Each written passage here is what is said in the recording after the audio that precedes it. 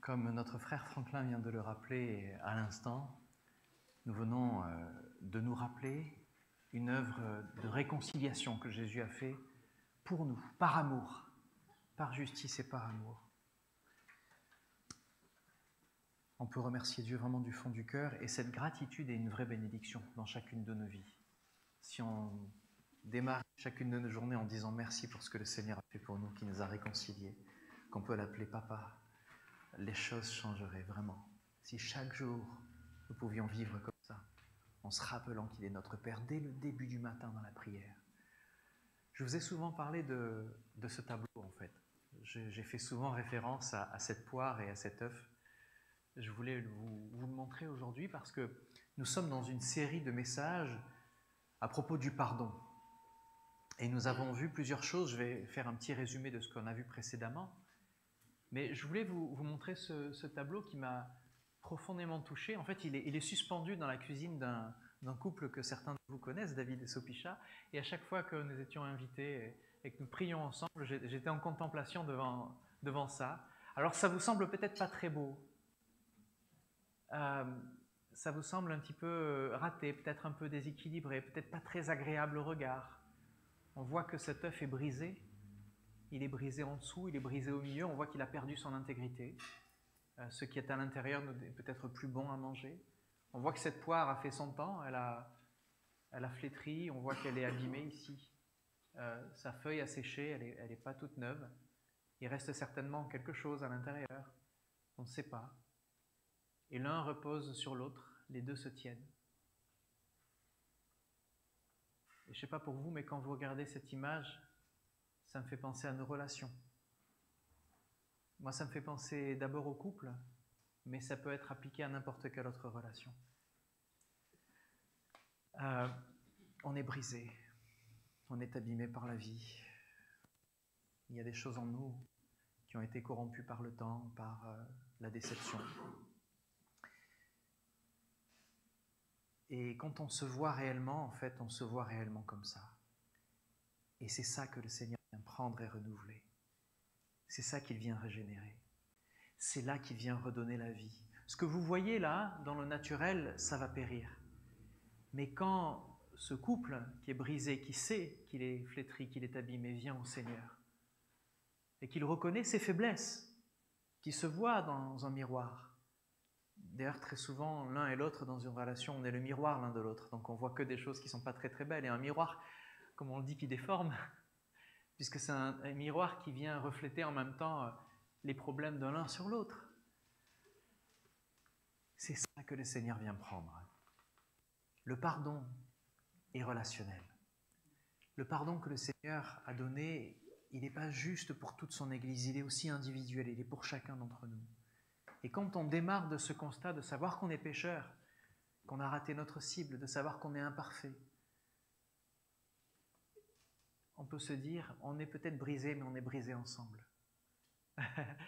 Et c'est là qu'on peut prendre espoir, parce que vous vous rappelez de ce passage dans Ecclésiaste 4.12 qui dit « La corde à 3 brins ne rompt pas facilement ». Si le 3e brin, si le Seigneur est là dans ce qui fait nos relations, mais ça devient incassable. Ça devient vraiment solide. Donc je voulais démarrer avec cette méditation sur cette image. Peut-être que si vous vous rappelez que d'une seule chose aujourd'hui, après tout ce qu'on va partager, si ce n'est que ça, c'est déjà beaucoup. Quand vous regardez vos relations, regardez-vous comme étant brisés à côté d'autres personnes qui sont brisées. Pardonner, c'est accepter aussi que l'autre, même s'il est offenseur, il est aussi une victime du péché. Ça aide vraiment à aborder les questions de pardon.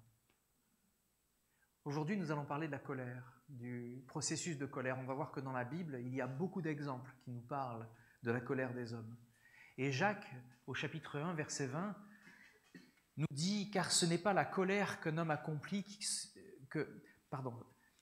car ce n'est pas par la colère qu'un homme accomplit ce qui est juste aux yeux de Dieu. » La colère n'accomplit pas ce qui est juste aux yeux de Dieu pour nous. Donc il n'appartient pas aux hommes de saisir la colère comme étant une valeur ou une vertu. Nous allons voir que la colère existe et qu'il faut savoir l'accepter. Il faut savoir la gérer. mais que la parole nous explique comment le faire. Et si nous faisons cette série de prédications sur le pardon, c'est parce que nous avons tous connu, ou nous connaissons tous en ce moment, des raisons de se faire pardonner ou de demander pardon, mais aussi de pardonner aux autres. Et j'espère vraiment, je prie que tous les versets que l'on va lire, que les prières que nous avons faites tout au long de cette semaine de prière et le jeûne et prière qui s'en est suivi, viennent vraiment porter chacun de nos cœurs pour que ce qui est lié sur la terre soit délié. La parole le dit, ce qui lie les personnes, c'est justement le fait de refuser, de ne pas pardonner. Si nous voulons délier beaucoup de situations sur terre, eh bien, beaucoup de situations sont liées par le non-pardon. Donc nous allons rentrer dans les Écritures et nous allons voir comment la parole aborde le sujet de la colère et comment, pour nous qui avons tous connu la colère, nous pouvons être en bénédiction de ce que la parole nous montre. Alors juste un bref rappel pour peut-être ceux qui rejoignent cette série de prédications en cours. Nous avons déjà fait 2 dimanches. Le premier, nous avons parlé de l'offense et du modèle divin. Nous avons vu que quand nous nous offensons les uns les autres, la première personne qui est offensée, c'est Dieu. Il est le premier offensé. Donc quand on fait une faute, c'est d'abord à Dieu que l'on doit demander pardon. Et ensuite, chercher le pardon chez l'autre. On a vu aussi qu'il y a une différence entre l'offenseur et l'offense. Très souvent, on mélange le mal que les gens font avec ce qu'ils sont. Mais très souvent, les personnes, comme je vous l'ai dit, font le mal sans même s'en rendre compte. On va le voir dans la parole, on a des exemples même un peu drôles de ça.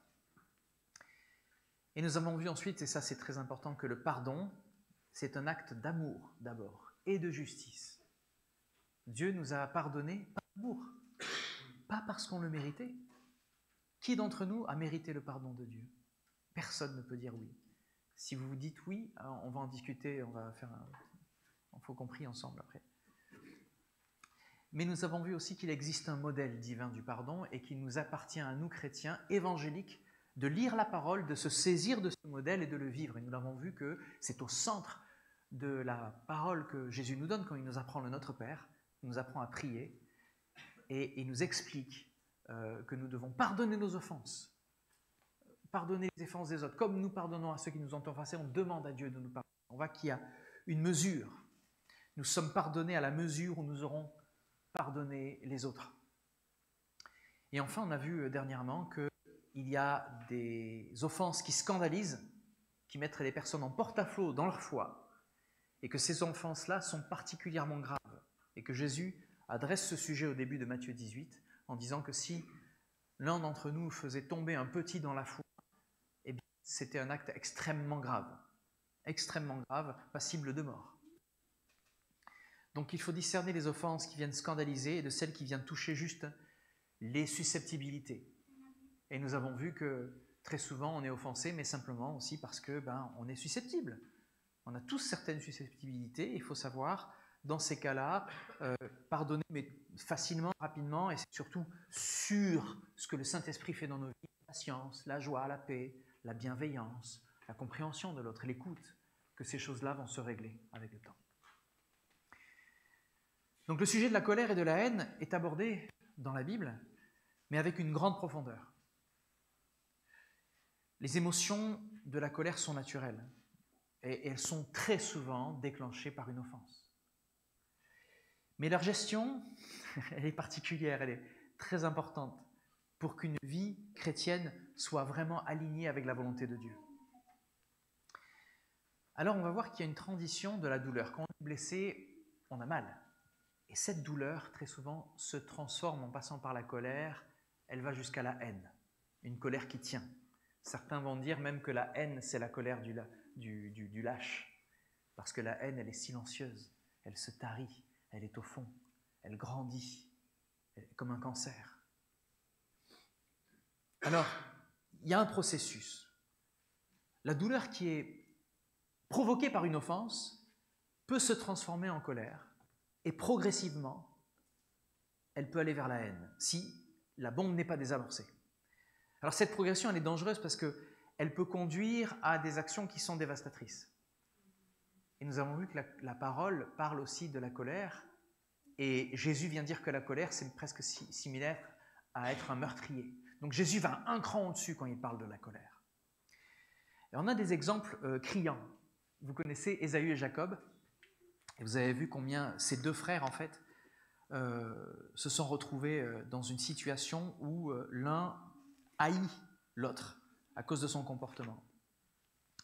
Et ça, on l'a dans Genèse au chapitre 27. Alors, je vous rappelle un petit peu, pour ceux qui ne connaissent pas trop les Écritures et la Bible. On a une situation où Isaac devient vieux et ses yeux s'étaient affaiblis au point qu'il ne voyait plus. Il appela Ésaü, son fils aîné, et lui dit « Mon fils !» Il lui répondit « Me voici !» Isaac reprit « Je suis vieux, je ne connais pas le jour de ma mort. Prends donc maintenant tes armes, ton carquois et ton arc. Va dans la campagne et chasse du gibier pour moi. Prépare-moi un mets comme j'aime et apporte-le-moi à manger, afin que mon âme te bénisse avant que je meure. » Alors là, c'est un moment crucial pour les Juifs. Dans la manière de penser à cette époque-là, la bénédiction du Père sur son premier fils, ça vaut de l'or, ça vaut tout. C'est un héritage en lui-même. C'est une bénédiction qui va totalement transformer et asseoir, affermir la vie du premier-né. Et le premier-né est extrêmement important. Mais qu'est-ce qui se passe alors que Ésaü s'attendait à avoir sa bénédiction? Jacob, vous savez ce que ça veut dire Jacob? En hébreu, le trompeur, le fourbe. C'est pour ça peut-être qu'il a...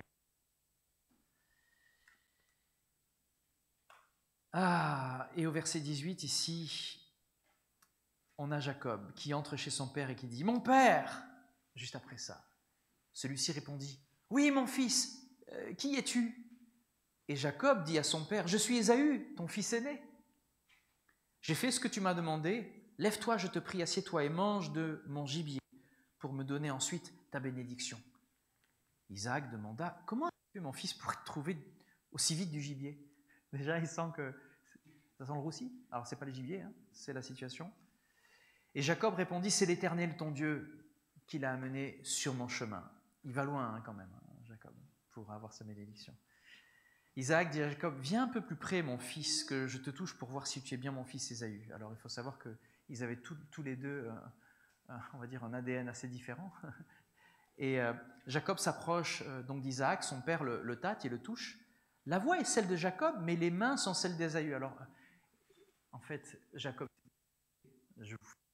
mais c'était vraiment déguisé pour ressembler à son frère Ésaü.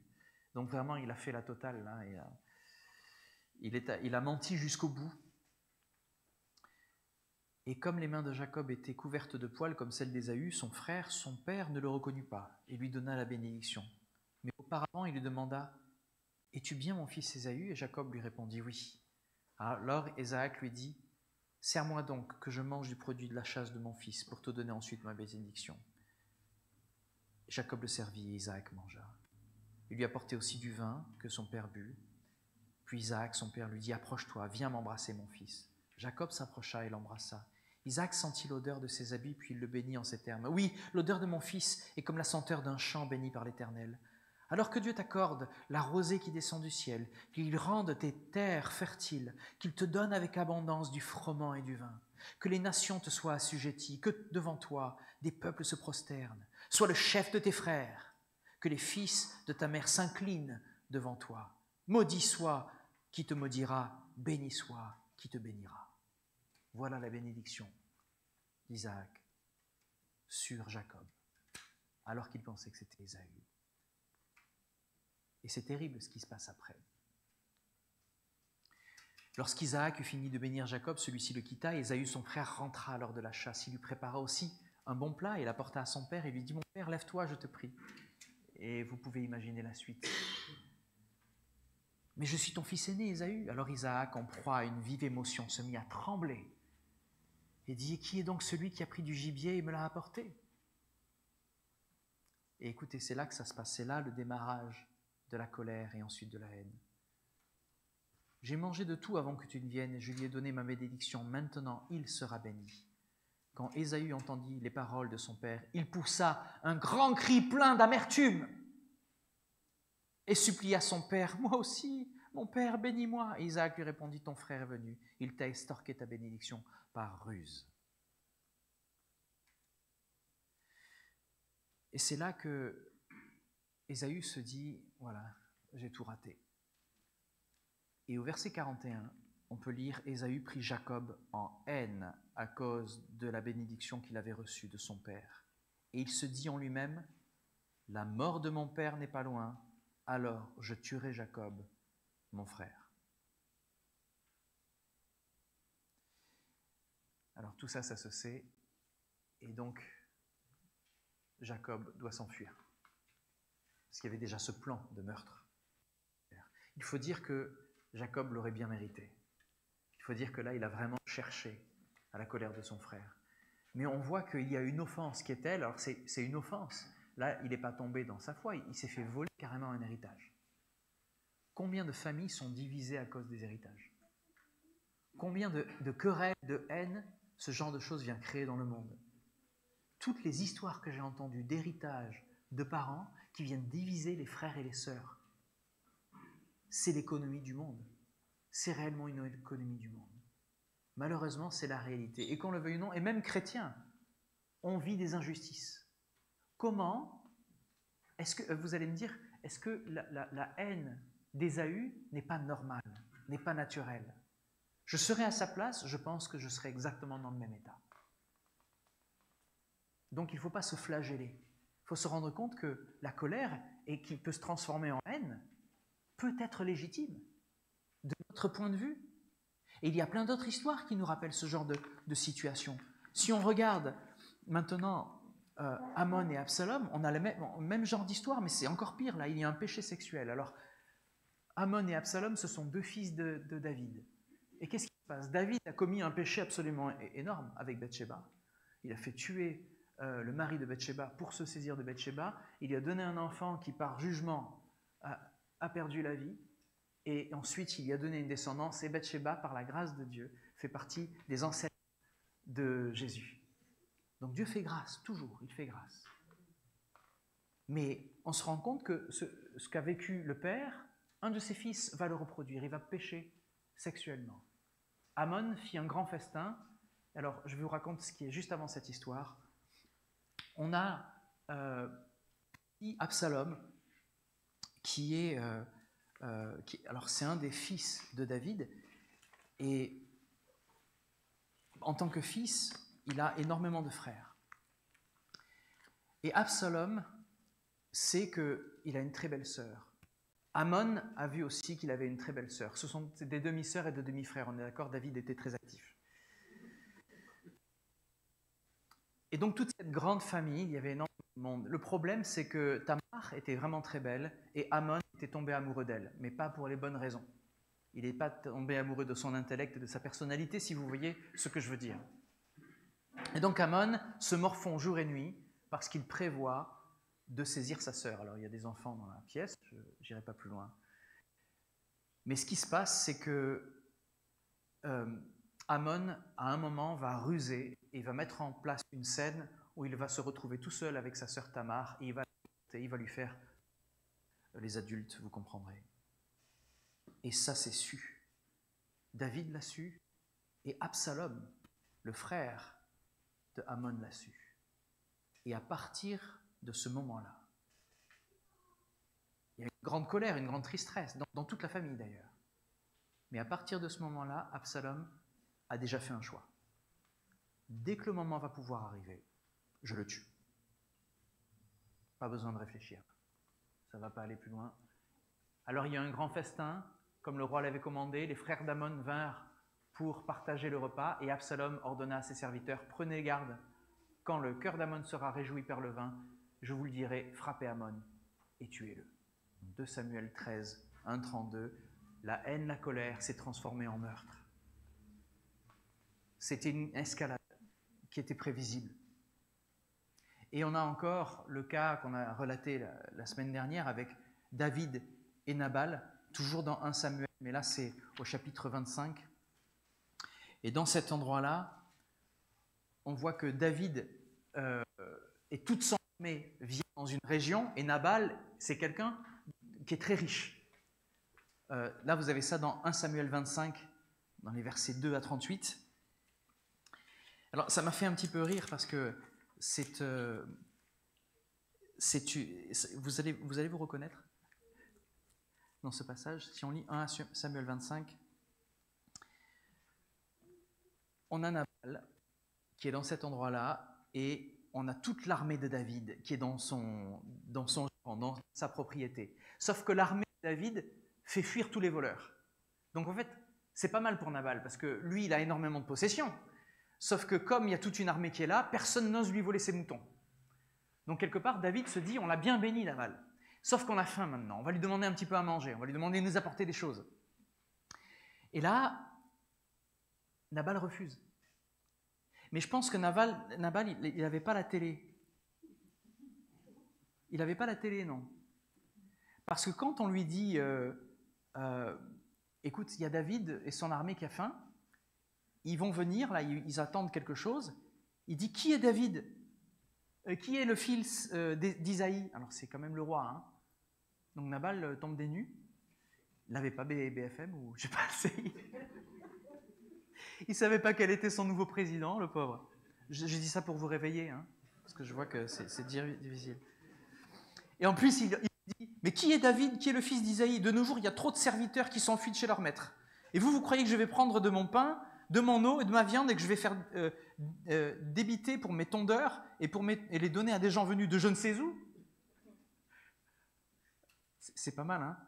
Et les serviteurs de David repartirent et rentrèrent, lui rapportèrent intégralement à David la réponse de Nabal. Alors David ordonna à ses hommes que chacun prenne son épée. Et chacun mit son épée à sa ceinture. David aussi ceignit la sienne et partit environ 400 hommes, en laissant 200 autres pour garder leurs affaires. Du style, on se retrousse les manches, on va lui casser la gueule. Sauf que là, il y a une femme.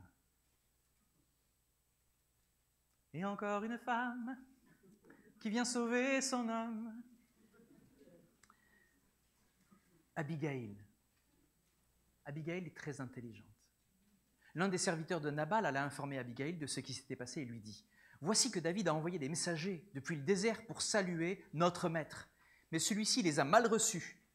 Pourtant, ces gens étaient très bons pour nous. Ils ne nous ont jamais fait aucun mal et rien n'est disparu pendant tout le temps que nous étions auprès d'eux dans la campagne. Ils nous ont protégés comme un rempart, nuit et jour. » Vous voyez la valeur ? Pendant tout le temps que nous avons passé avec eux auprès des moutons. Maintenant, réfléchis bien et vois ce que tu veux faire, parce que si tu ne fais rien, certainement il arrivera malheur à notre maître et à toute notre famille.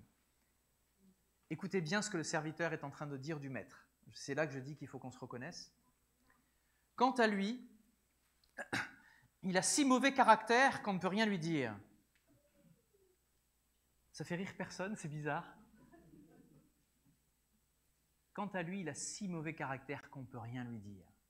Quel est cet homme qui ne veut pas qu'on le remette en question, qui ne veut pas revoir un petit peu ses positions, qui ne reconnaît même pas qui est le roi dans son pays, et qui va se faire laminer, hein, menu. Abigail prit en toute hâte 200 pains, 2 outres de vin et 5 moutons déjà préparés, 5 mesures de blé grillé, 100 paquets de raisins secs et 200 gâteaux de figues sèches. Si on fait une agape, on invite Abigail. Parce qu'elle le fait comme ça. Elle chargea le tout sur des ânes et elle ordonna à ses serviteurs « Passez devant, je vous suis ». Ça, c'est une femme.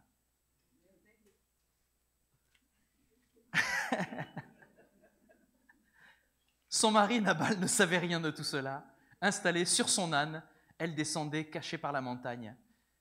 En même temps, David et ses hommes descendaient le versant opposé dans sa direction. Elle se trouva bientôt face à eux. David venait justement se dire « C'est donc en vain que j'ai protégé tous les biens de cet homme dans la steppe pour qu'il ne perde rien de ce qu'il possède. Il me rend le mal pour le bien ? Que Dieu fortifie tous mes ennemis et même qu'il bénisse si d'ici demain matin au lever du jour je laisse subsister un seul homme dans sa famille. » David était prêt à décimer la famille de Nabal. Quand Abigail aperçut David, elle se hâta de descendre de son âne et s'inclina devant sa face contre terre, se prosterna devant lui. Puis elle jeta à ses pieds et lui dit « Mon Seigneur, fais comme si tout cela était ma faute. » Ouais, ok, on fait une pause. Juste, c'est super important. je vois énormément de couples âgés, alors qui ne sont pas dans cette église, mais qui sont dans le monde, et qui vivent très durement. Parce que l'homme n'a jamais pris ses responsabilités. Et à chaque fois, c'est la faute l'un de l'autre. C'est pas ma faute, c'est elle. Oui, mais c'est pas ma faute, c'est lui. Abigail vient de dire à David, fais comme si tout cela était de ma faute. Elle prend toute la faute de son mari sur elle. Elle a compris. Parce que si elle disait, je donne ma part et je t'apporte ça, David dit, viens avec moi, tu seras ma future femme, la balle, je zigouille. On était à ça, hein. David, une femme de plus. On l'a vu, hein. Vous avez vu les problèmes que ça a fait. Il en a été capable. Il voit que Abigail aime son couple. Elle aime sa famille. Elle prend la responsabilité de ce qui est en train de se passer sur elle. On a beaucoup à apprendre de ce genre de caractère. Et quand je dis caractère, c'est qu'il y a des mauvais caractères qui vont susciter la colère auprès des autres. C'est-à-dire si notre caractère n'est pas travaillé, vous comprenez, ce n'est pas tant les choses que l'on sait, les choses que l'on a dans notre connaissance. C'est qui l'on est au fond de nous. Comment est-ce qu'on est taillé par la parole? Comment est-ce qu'on perçoit la vie? Quelle est notre manière de voir la vie? Je vois des couples âgés, très très proches de moi, où le père va s'estimer être une victime parce que le temps arrive, il est vieux, il ne peut plus rien faire, et que tout devrait lui être dû parce que justement, on lui doit le respect. Sauf que s'il n'a rien fait pour sa famille, et s'il n'a rien fait tout au long de sa vie pour dire « j'ai pris des responsabilités, j'ai mené ma famille en tant que bon père de famille, et j'ai tout fait comme il faut », à la fin, quand il se retrouve seul, avec des reproches, c'est très difficile. Et pour pouvoir attraper des couples qui ont vécu toute une vie comme ça, sans Dieu, sans caractère travaillé, c'est extrêmement dur. Il y a beaucoup de couples qui, sur la fin, restent ensemble, mais souffrent, en se disant, de cette manière, il n'y a plus d'autre... Trouvez un homme qui aime Dieu et qui donne sa vie en sacrifice pour vous, mes jeunes sœurs. Trouvez un homme qui a déjà cette attitude et ce caractère de donner sa vie en sacrifice. Parce que Jésus a dit, Marie, aimez vos femmes comme Jésus a aimé l'Église et s'est donné en sacrifice pour elle. C'est le cœur de la réussite. Le reste va créer beaucoup de friction, beaucoup de colère. Et Nabal, eh bien, l'épée de David est passée à ça, franchement, de son cou, grâce à sa femme. Vous avez vu comment... Moi, je veux me concentrer un petit peu là maintenant sur David en lui-même. Vous avez vu que David est un homme qui quand même s'emporte assez facilement. Sauf que là, ça a été quand même assez justifié. Mais de dire, ok, il ne m'a pas donné du pain, on va lui prendre de force, c'est une chose, mais de dire on va décimer lui et sa famille, c'en est une autre. Vous avez vu? Donc on a la colère, on a une haine, et le meurtre qui vient juste derrière. On commence à comprendre pourquoi Jésus, quand il dit « si vous vous mettez en colère contre un frère, ben vous êtes un meurtrier ». Parce que, en fait, si on laisse le péché continuer, c'est vers là qu'il va. Si on ne l'arrête pas, si rien ne l'arrête, ça va vers le meurtre.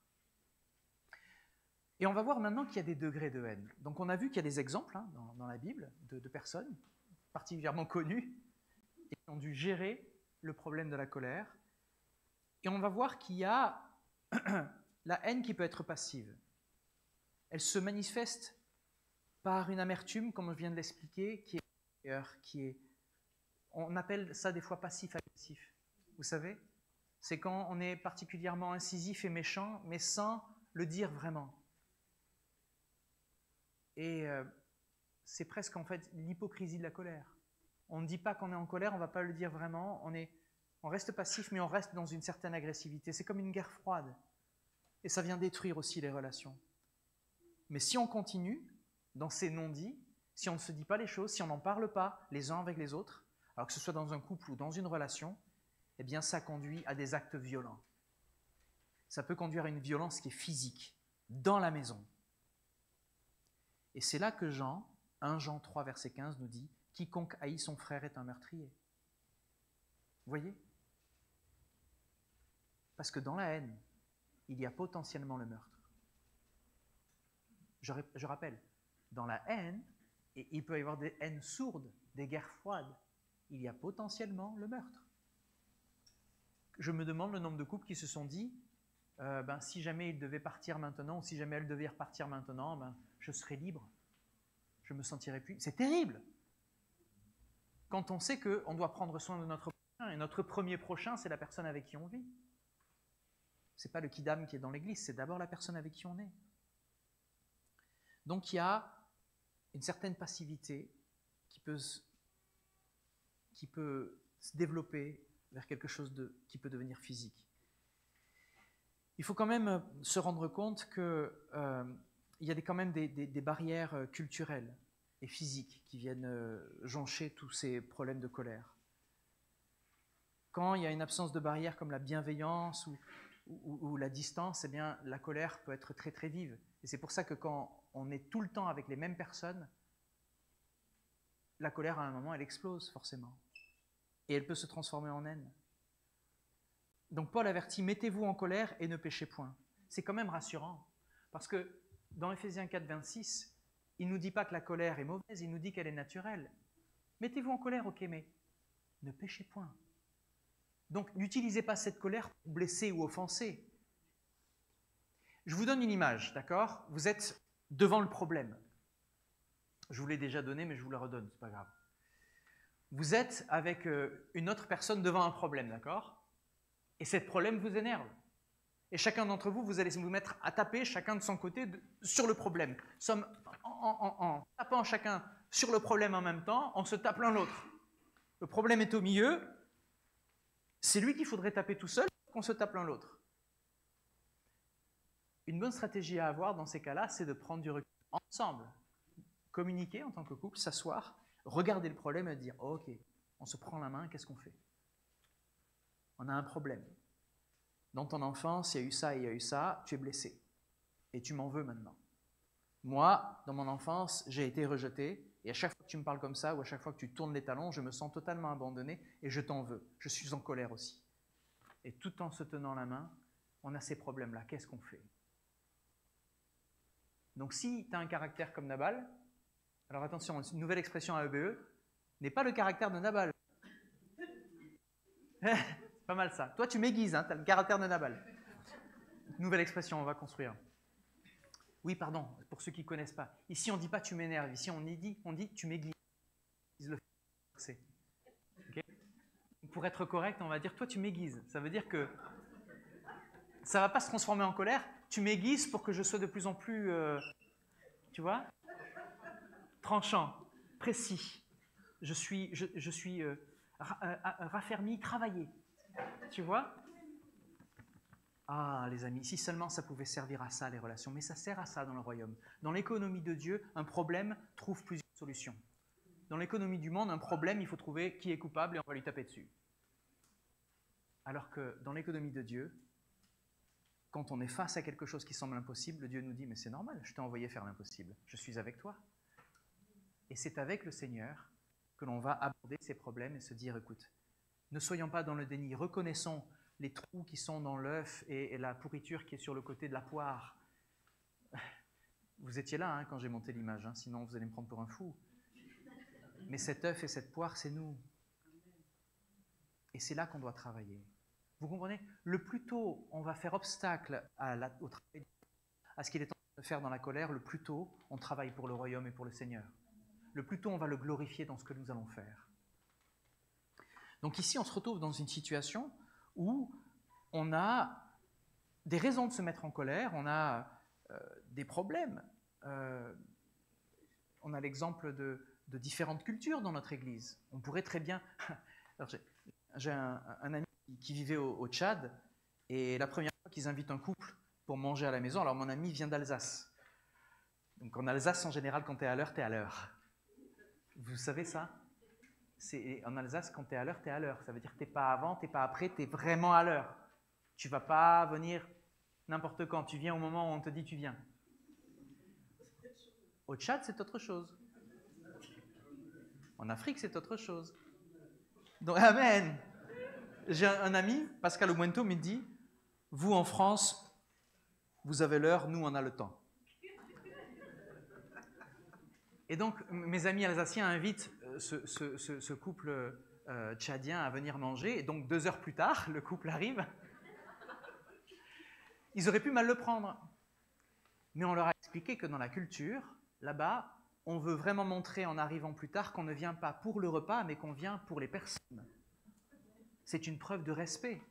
C'est une preuve de dire je ne veux pas abuser de ta générosité, je viens là pour toi, je ne viens pas là juste pour manger.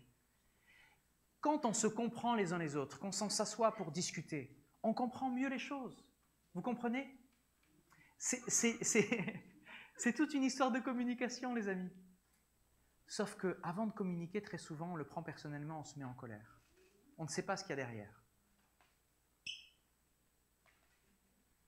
Donc, autant plus, alors on n'est pas à Rome, hein, avec des anciens juifs et des nouveaux chrétiens, on est à EBE, c'est extrêmement cosmopolite, on a plein de cultures différentes et de manières de faire, mais on s'aiguise les uns les autres à cause de tout ça, et c'est une bonne chose. Et donc on a une réaction humaine, parce que la haine et la colère, c'est des réactions qui sont purement humaines. Face à l'offense, comme je vous l'ai dit, c'est normal. Et c'est d'ailleurs un mécanisme de défense. On ne peut pas se laisser faire, on ne va pas se laisser marcher dessus. Et on a l'exemple de Joseph et de ses frères qui sont jaloux de lui. Et on voit que dans la Genèse, il y a aussi toute une... Alors je ne vais pas aller parce qu'on n'a pas le temps, je vais vous raconter l'histoire à nouveau de Joseph, mais Joseph c'est le dernier né. Et dans une famille, en général, le tout dernier c'est le préféré. En tout cas, les autres grands frères pensent. Nous, ceux qui ont des familles de plusieurs enfants se sont rendus compte que certains se sentent un peu lésés parce que le petit dernier, on lui fait la place. Et bien Joseph, c'était vraiment le cas. C'était, pour le père, c'était le fils de sa vieillesse. Et donc Joseph était vraiment béni par ses parents et on lui avait fait une belle tunique, etc. Et il se montrait devant ses frères, il ne travaillait pas autant qu'eux. Et vous pouvez imaginer, petit à petit, l'inimitié, puis ensuite la colère. Et on se rend compte qu'un jour, ça dépasse les bornes. Joseph communiquait. Et même si le Seigneur lui avait donné un songe comme quoi il allait régner et que ses frères allaient se prosterner devant lui, il aurait dû le garder pour lui, cette histoire. Sauf qu'il dit à ses frères, j'ai fait un songe, et vous étiez tous autour de moi, vous étiez en train de vous agenouiller, de vous prosterner devant moi. Aïe, aïe, aïe, non. Ah. Mais s'il n'avait pas eu cette colère, s'il n'y avait pas eu cette inimitié, est-ce que ses frères l'auraient haï au point de le vendre comme esclave ? Est-ce que les choses se seraient passées de la même manière ? Peut-être pas. On ne va pas refaire l'histoire. En tout cas, Joseph a été vraiment vendu par ses frères comme esclave. Et l'histoire nous raconte plus tard que quand Joseph arrive en Égypte, tu te rappelles ce qui s'est passé avec Joseph ? Non ? Ben, quand Joseph arrive en Égypte, il est tellement béni par le Seigneur qu'il devient aussi important que le Pharaon. Il y a une grande famille en Égypte. Et ses frères meurent de faim et sa famille meurt de faim. Et donc, à un moment, Joseph voit ses frères arriver quand il va distribuer le blé pour donner aux familles. Et c'est là qu'il les reconnaît, il dit « fais-les venir, eux en particulier ».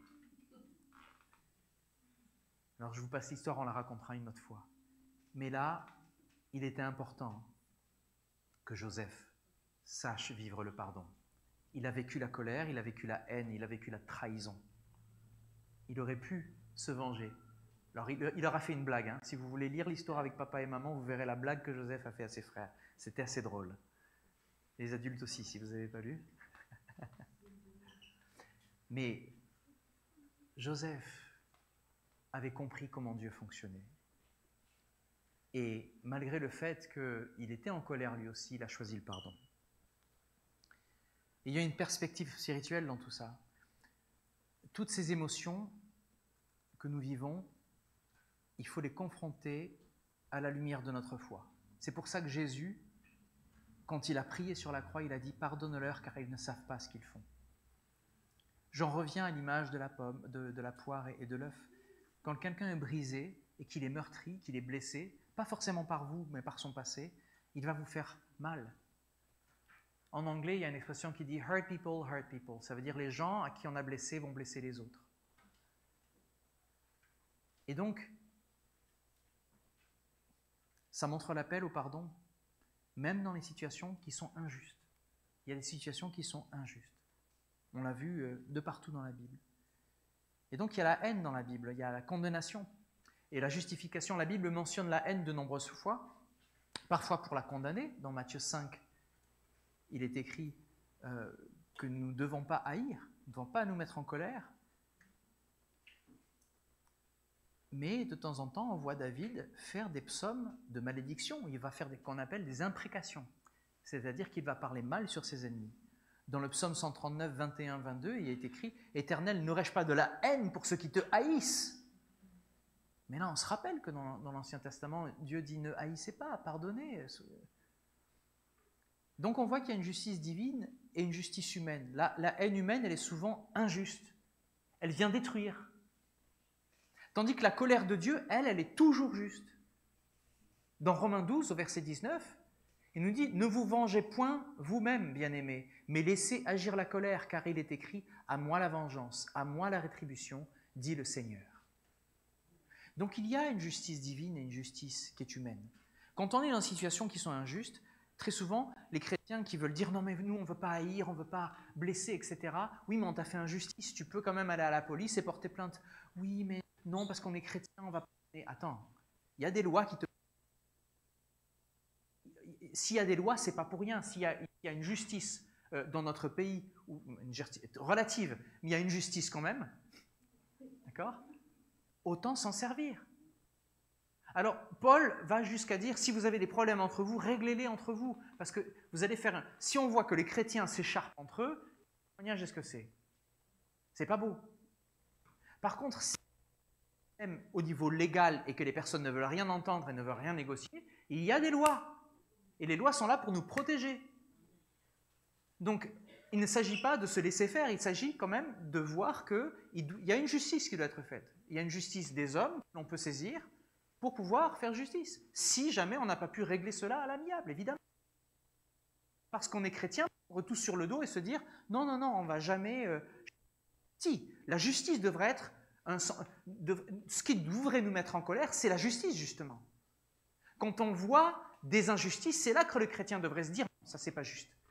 C'est pour ça que vous avez vu toute cette pétition, que je pense que la plupart ont signée, suite à ce qui s'est passé au JO, où on a vu toute une débandade, toute une image de choses qui venaient choquer toutes les sensibilités qui sont chrétiennes et qui donnent une image de la France qui n'est pas réelle.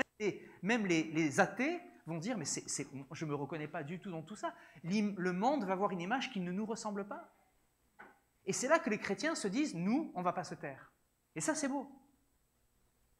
C'est à ce moment-là qu'on se dit « L'Église est en train de faire son travail. » On va dire pourquoi on n'est pas d'accord. On va le dire avec paix, avec justice, avec tact, en expliquant les choses. On n'est pas d'accord. Il faut le dire. Eh bien, ça fonctionne pareil dans une relation.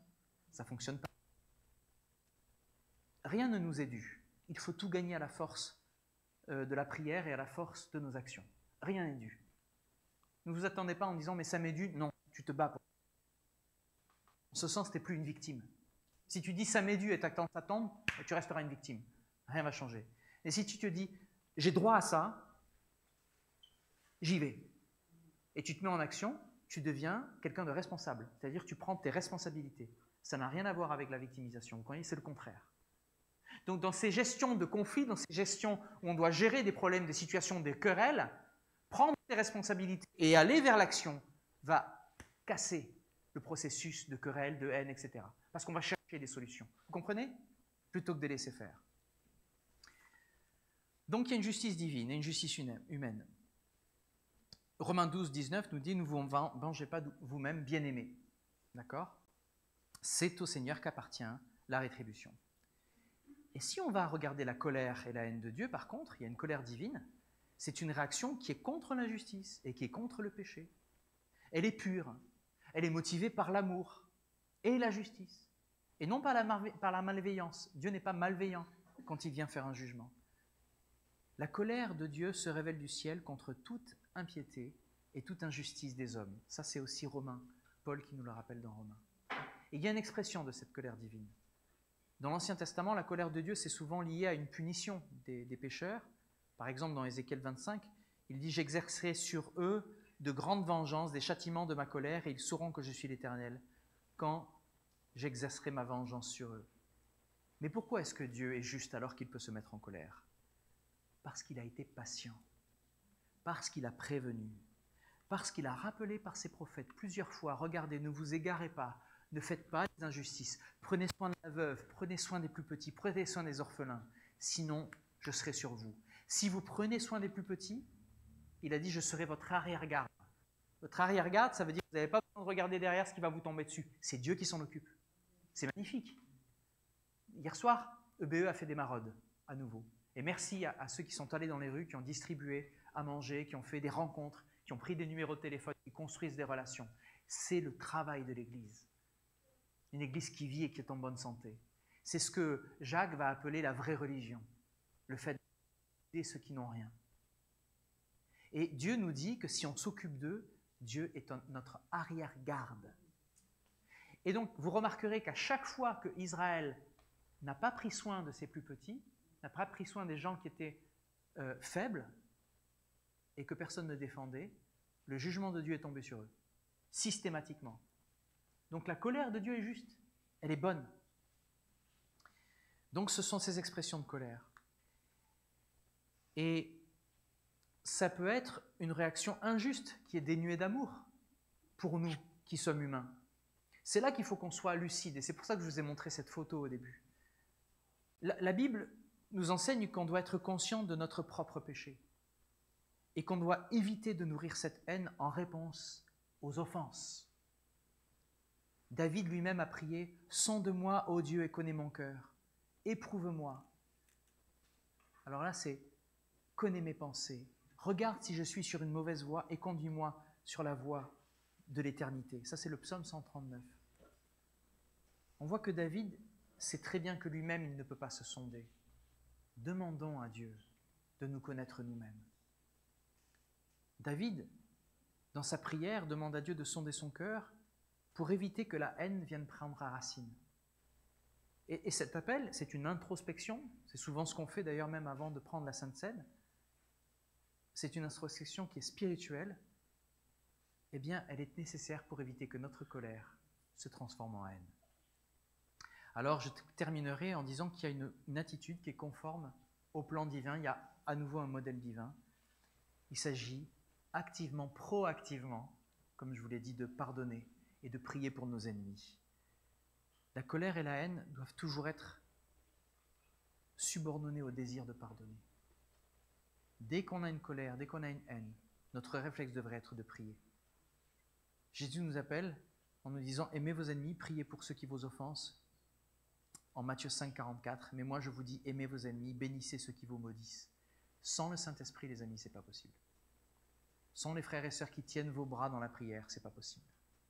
C'est pour ça qu'on fait des jeûnes et prières, c'est pour ça qu'on se lève tôt le matin pour faire des croisades et qu'on passe du temps le soir pour prier ensemble.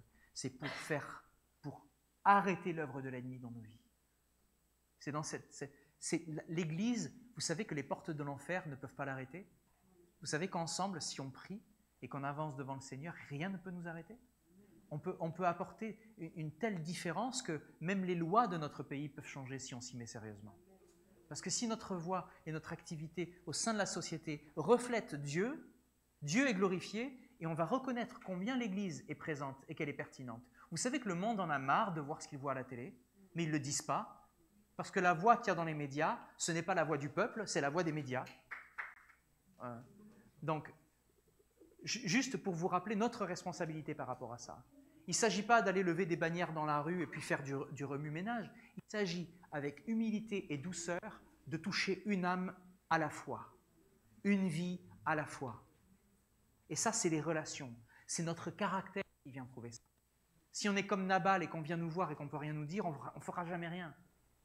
Si on est humble et qu'on nous dit « il faudrait que tu changes, il y a ça qu'il faut changer », on est en train de manifester la gloire de Dieu par notre humilité. Donc pardonner, prier pour nos ennemis, et aussi la Bible nous dit que Dieu nous donne une période de grâce. C'est pour ça qu'on dit dans l'an de grâce. Dieu nous fait grâce jusqu'au retour où il viendra juger la terre, où il viendra juger nos actes. Donc on est, nous et nos contemporains, sous la grâce. Il est temps d'annoncer l'Évangile, il est temps de parler du pardon, il est temps d'annoncer la réconciliation entre Dieu et les hommes. Et nous sommes des lettres que le Seigneur a écrites pour nos contemporains. Il use de patience envers vous, ne voulant pas qu'aucun périsse, mais voulant que tous arrivent à la repentance. Si ton mari, ta femme, tes voisins, ton fils, tes collègues de travail t'ont offensé, prie pour eux. Tu n'es pas une victime, tu es un ambassadeur du Dieu vivant. Ne te trompe pas, tu n'es plus dans le royaume des ténèbres, tu vis, tu as déménagé, tu es dans le royaume de la lumière. Les clés que tu as sont les clés du royaume. Tu ne vas pas jouer selon les lois du monde, selon l'économie du monde. Tu vis selon une loi qui est tout autre, qui a fait dire à Jésus, pardonne leur Père et ils ne savent pas ce qu'ils font. Là, il priait pour nous, il intercédait, alors qu'on le giflait, on lui arrachait sa barbe. Il saignait, il venait d'être écorché vif. Et nous, dans notre confort de chrétien, qu'est-ce qu'on fait? Comment est-ce qu'on met en action cet amour qu'on va prêcher dimanche après dimanche et pour lequel on va prier? Les amis, il est temps de mettre à mal les offenses. Les offenses sont un appât pour Satan. C'est le titre d'un livre, ça, l'appât de Satan. Il part de l'offense. Est-ce que vous allez mordre à l'hameçon comme un poisson? Non. Vous allez recracher le verre et dire, je ne vais pas saisir cette offense. Je vais travailler pour le Seigneur sur ce qui est en train de se passer. Alors face à l'offense, la réponse que nous devons avoir, ce n'est pas la vengeance, ce n'est pas la haine, mais c'est la prière qui amène à vivre le pardon. Et ce processus, ça va libérer pas seulement le cœur de la haine, mais ça va vous permettre de vivre dans une paix que seul Dieu peut nous donner. En remettant toutes ces choses-là à Dieu, on peut déjà échapper à ce cycle de haine et de colère. Demandons à Dieu qu'il nous aide. Seigneur, nous voulons te bénir. Nous voulons te remercier pour nous faire prendre conscience de notre responsabilité dans ce combat que nous menons chaque jour. Tu nous envoies comme des artisans de paix et non pas des agitateurs. Tu nous envoies comme des personnes qui viennent annoncer la réconciliation et qui viennent être un témoignage d'amour, de compréhension, d'écoute, mais aussi de justice et de droiture. Permets-nous, Seigneur, sur cette corde qui est très fine, de pouvoir déambuler par l'aide de ton Saint-Esprit, Seigneur. Et si nous restons en équilibre entre amour, justice, colère sainte, Seigneur, ce n'est que parce que tu nous parles chaque jour. Alors permets-nous chaque jour de venir puiser à la source, de venir en prière, agenouiller devant toi, Seigneur, recevoir de celui qui a pardonné l'impardonnable, afin que nous puissions le vivre de manière concrète et active chaque jour de notre vie. Nous sommes peut-être un œuf un petit peu pourri, une poire un petit peu flétrie, mais tu fais de nous de nouvelles créatures, tu nous régénères de l'intérieur, tu viens transformer les circonstances et les temps, parce que tu es le Dieu Tout-Puissant. Nous en remettons à toi entièrement pour toutes ces choses qui nous échappent. Te faisons confiance pour l'issue du combat, car c'est à toi qu'appartiennent la vengeance et aussi la justice. C'est toi qui règnes dans nos vies. Te remercions au nom de Jésus. Amen.